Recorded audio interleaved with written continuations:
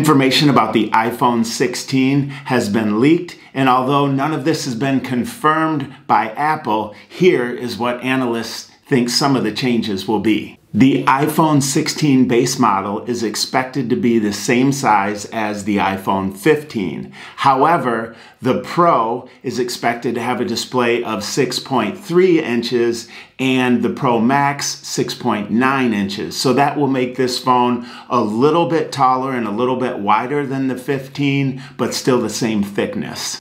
Analysts are torn on the chip that they'll use. Many believe that they'll use the A17 chip, but a different one that's in the 15 model.